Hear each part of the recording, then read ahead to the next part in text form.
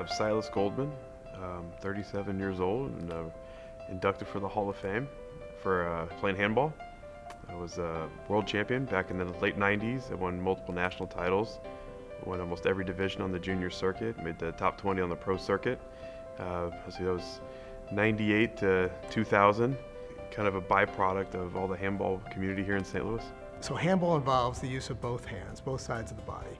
And Silas is one of those guys who you could really not even distinguish his left hand from his right. He's that good.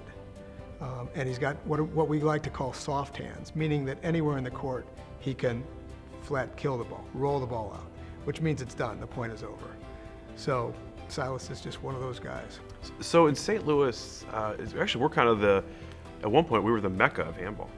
You know, you've got legacies going back to the 1940s with Vic Hershwitz, Jim Jacobs, all the way up to probably arguably the best player in history, Dave Chapman, all came through St. Louis. And it's kind of a greatness propels greatness. And so this started the trend, you know, way back there right after World War II. And actually it was part of the J when it was used to the YMHA.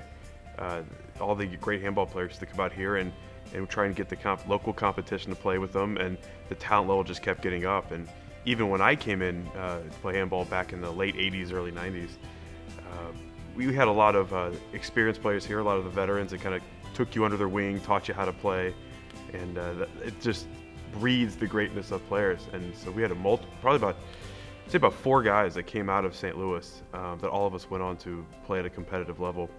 Silas is a great soul. He's a really big heart. At his very core, he's a teacher. So he's taught my kids. He's taught multiple children around the J and all over the area. And you know, when he gets in there with the kids, he really knows his stuff. And the kids just love him. They just eat it up. In addition to being a great player, of course. And he is a great player. I do want to say thanks. Thanks to the handball community here in St. Louis.